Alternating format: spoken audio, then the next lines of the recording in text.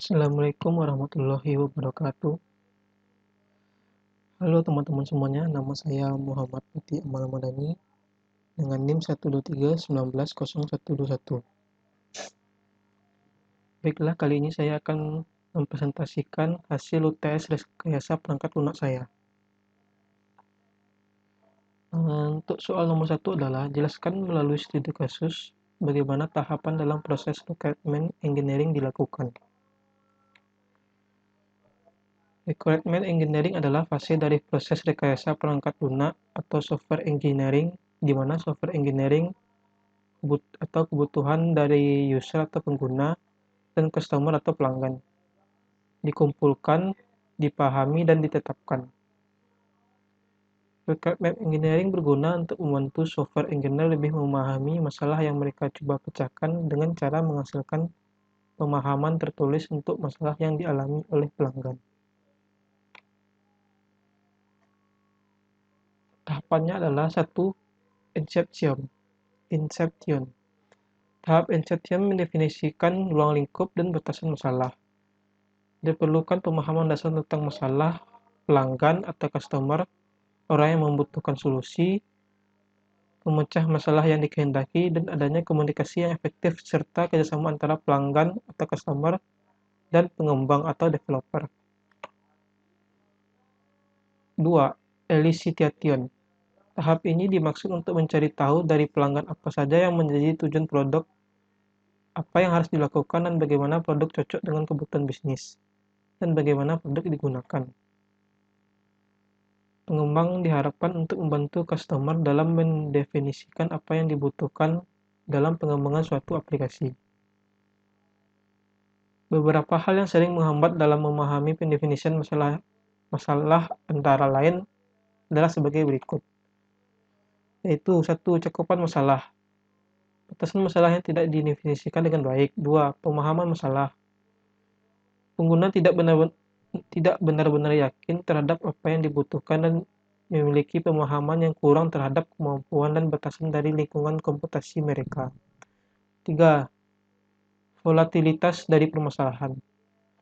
Kebutuhan yang sering berubah-ubah sepanjang waktu.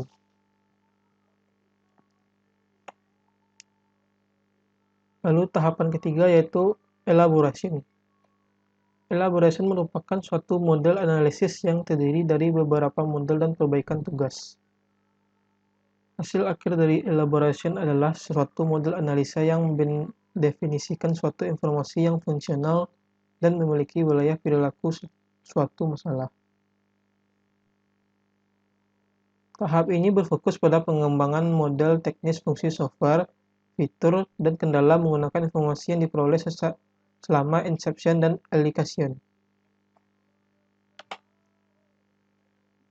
Negotiation.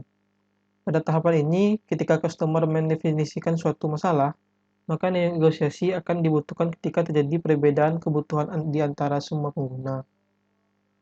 Customer, pengguna, dan stakeholder harus mengurutkan prioritas kebutuhannya. Specification merupakan hasil akhir dari requirement engineering. Specification juga menggambarkan fungsi, kinerja, dan kendala pengembangan untuk sistem berbasis komputer. 6. Validation. Pada tahapan ini, developer perlu memastikan bahwa permasalahan customer telah diselesaikan dengan tepat. Validasi dapat dikatakan sebagai tinjauan formal yang digunakan untuk menguji spesifikasi produk untuk memastikan kualitas persyaratan dan bekerja sesuai standar yang telah disepakati untuk proses, proyek, dan produk.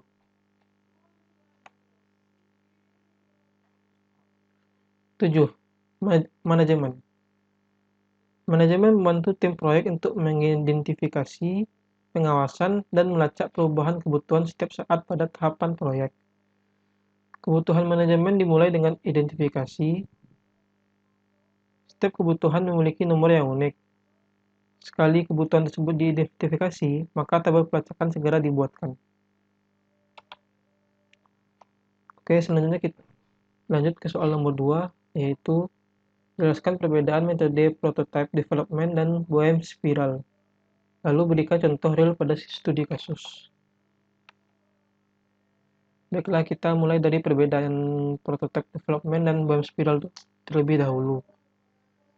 Pada prototype development, proses analisa dan perancangan relatif singkat, sedangkan di BOM spiral, proses pengembangan panjang dan detail. Lalu, pada prototype development, biasanya kurang fleksibel dalam menghadapi perubahan, sedangkan pada BOM spiral, memang dirancang untuk sangat mempertimbangkan risiko kemungkinan munculnya atau sangat mudah untuk diubah. Lalu, pada prototype development, metode sudah banyak diterapkan dan dianggap sebagai cikal bakal metode-metode baru yang lebih baik, sedangkan BOM spiral adalah turunannya atau metodenya masih baru.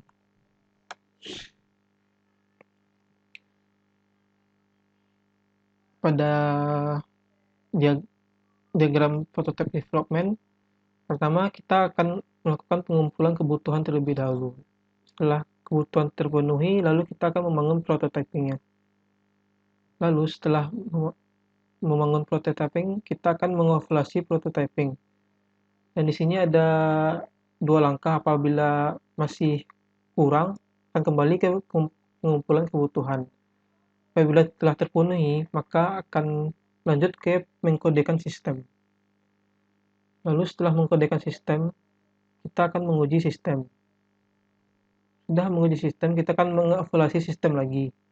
Di evaluasi ini, apabila belum terpenuhi, kita akan kembali ke mengkodekan sistem. Apabila sudah terpenuhi, akan sampai pada akhirnya yaitu penggunaan sistem. Lalu metode BOM spiral.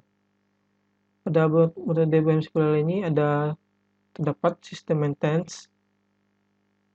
Sistem maintenance yaitu yang warna hijau paling ambar, sistem enhancement, hijau yang kedua ambar, sistem development, nomor 2 paling pekat, dan konsep development yaitu paling pekat. Lalu pada BOM spiral ini terdapat liaison, planning, risk analysis atau analisis risiko, engineer atau membuat programnya, lalu constructing dan release, dan sistem evaluation.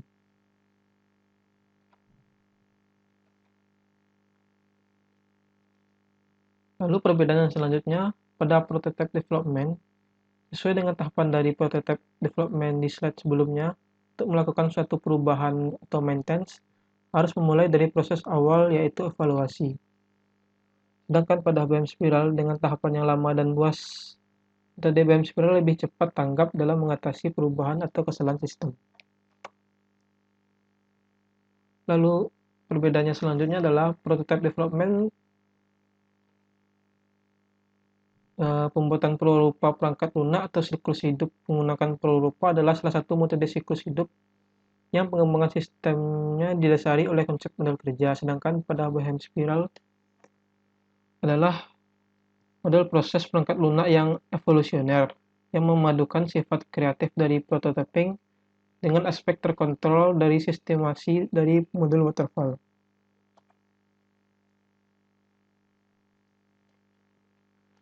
Baiklah, saya akan melanjutkan soal nomor 3, yaitu pertanyaannya, jelaskan prinsip metode agile dan berikan contoh bagaimana prinsip tersebut diimplementasikan.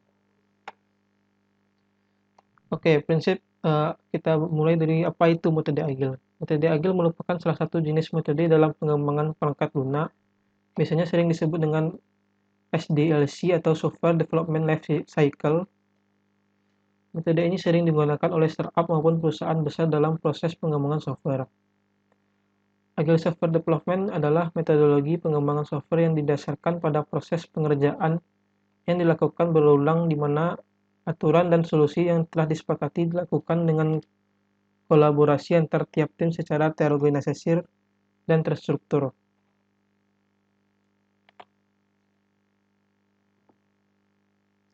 Lalu prinsip metode agile. 1. Menekankan pada kepuasan dari klien dengan menjadikannya sebagai prioritas utama dalam menghasilkan produk lebih awal dan berkelanjutan. 2. menerima segala bentuk perubahan saat proses pengembangan software meskipun berada di tahap akhir pengembangan. 3. Menghasilkan produk berupa perangkat lunak yang dibuat dengan jangka waktu sedikit, 2 minggu sampai 2 bulan, dengan kualitas yang sudah teruji. 4. Terjadi proses kerjasama yang baik antara pihak pengembang dengan pebisnis selama proyek berlangsung. 5. Membangun suasana lingkungan yang berisi orang-orang bermotivasi tinggi, supaya dapat menyelesaikan proyek dengan efektif dan efisien.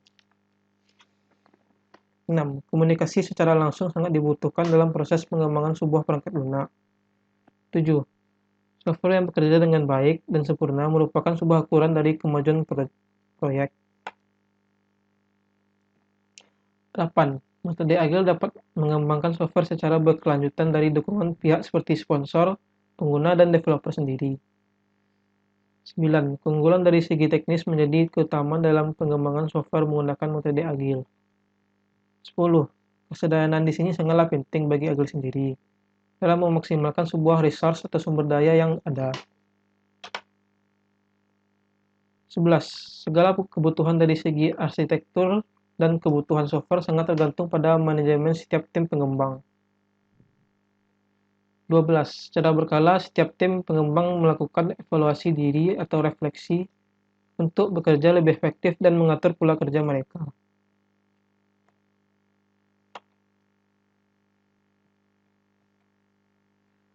Baiklah, kita akan masuk kepada contoh implementasi prinsip metode Agile. Contohnya adalah sebagai berikut. Tim secara berkala melakukan pertemuan dengan product owner untuk memvalidasi ide atau pekerjaan.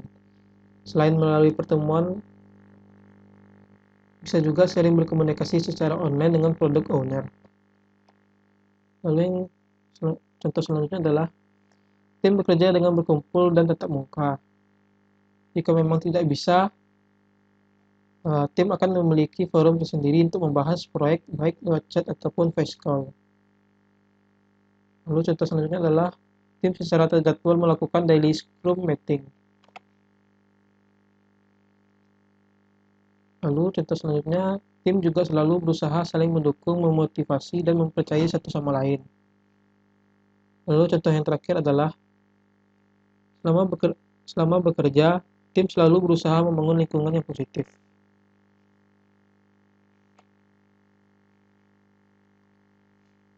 Baiklah, sekian presentasi dari jawaban UTS perangkat rekayasa perangkat lunak saya. Kalau ada salah kata, mohon dimaafkan. Assalamualaikum warahmatullahi wabarakatuh.